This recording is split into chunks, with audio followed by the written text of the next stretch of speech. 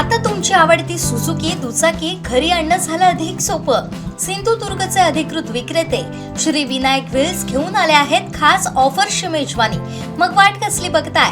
आजच आपल्या स्वप्नातील राईड बुक करा. पत्ता प्लॉट नंबर 92 MIDC तालुका कुडाळ जिल्हा सिंधुदुर्ग.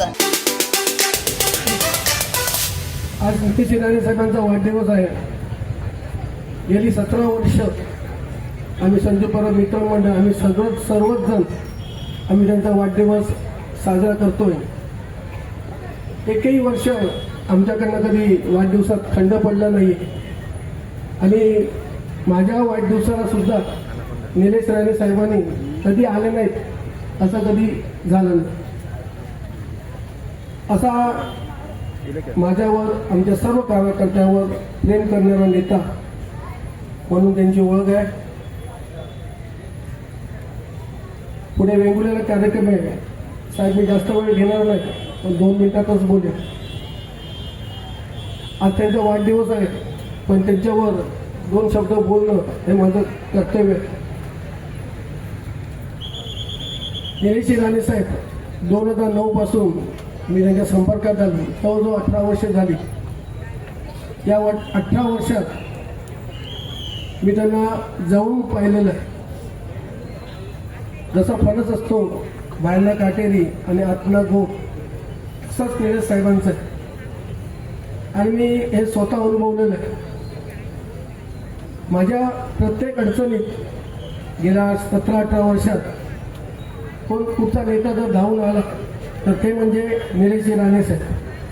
कधीही हात मला त्यांनी कधी कुठचीच गोष्ट मला जे मागितलं ते त्यांनी मला दिलेलं आहे आणि आज एवढ्या लोकांसमोर सांगणं माझं कर्तव्य आहे. कारण या नेत्याच्या सावळीत मी गेली 17 वर्ष वाढलो. अनेक माझ्यावर तसे राजकारणात प्रसंग येत असतात पण माझी बाजू खंबीरपणे त्यांनी कायम उचलली. तरी माझं चूक असलं तरी संजूचं बरोबर आहे असं सांगून त्यांनी आजपर्यंत माझे सगळे विषय मिटवलेले. म्हणजे असं काहीच मला वाटतं. त्यामुळे मला राजकारणात काम करताना फार सोपं झालं की माझ्या पाठीशी निलेश राणे साहेब आहेत. त्यामुळे मला काळजी नाही असं मला कायम वाटत असतं आणि हे कायम वाटत राहावं असं या ठिकाणी मी नमूद करतो.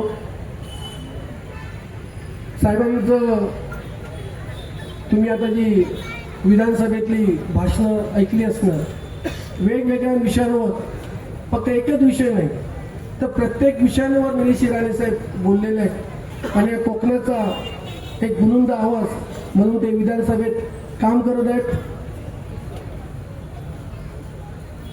आता जवळजवळ मला वाटतं 2-3 विधानसभेमध्ये 2-3 हे झाली. त्या प्रत्येक विधानसभेत ते इथं आलेच नाही. फक्त शनिवार रविवार येतात जेव्हा हे चालू असतं तेव्हा. विधानसभेत जेवढे कोकणाचे प्रश्न असतील, जेवढे मतदारसंघाचे प्रश्न असतील ते त्यांनी कायम मांडण्याचा प्रयत्न केला. आज जर तुम्ही कुडाळ मानवमध्ये बघितलं आज कार्यकर्त्यांचा फाटा त्यांच्या मागे फिरत असतो. हे कसं काय शक्य? तर त्यांनी जे कार्यकर्त्यांना प्रेम दिलं त्याच्यामुळे त्यांना शक्य झालेलं आहे. तर आमच्यासारख्या व्यक्ती आणि माझ्यासारखा व्यक्ती एका नेत्याबरोबर 17 वर्ष राहतो म्हणजे नक्कीच साहेब तुमच्यात काहीतरी वेगळं आहे.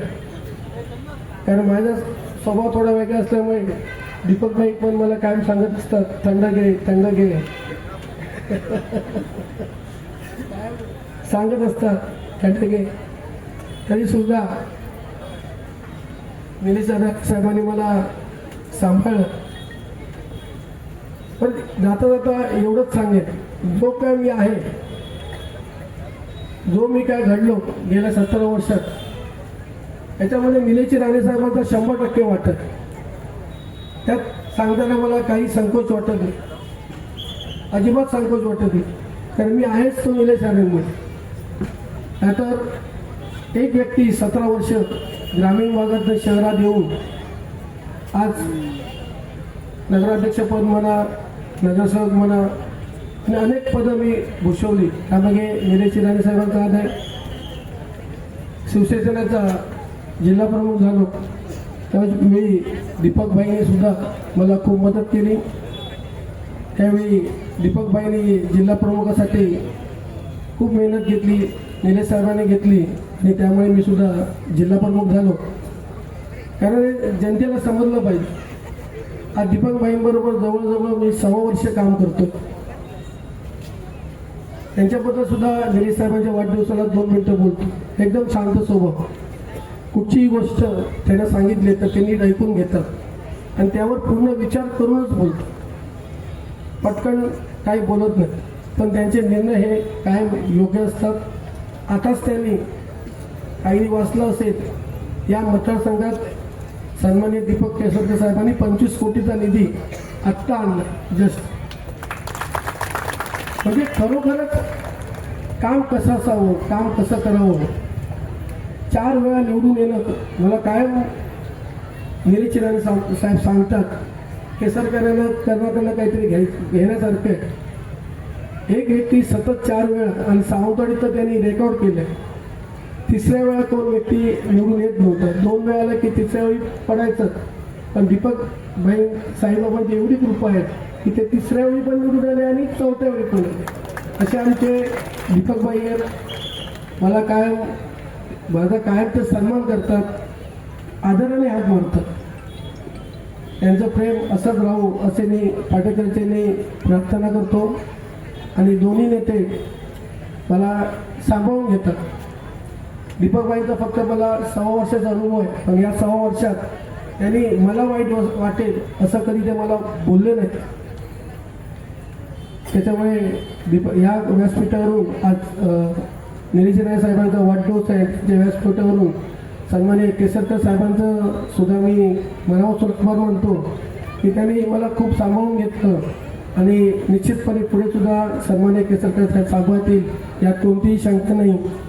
निलेश राणे साहेबांचा वाढदिवस 17 तारीखला आहे, पण आजपासून आम्ही त्याची सुरुवात केलेली आहे.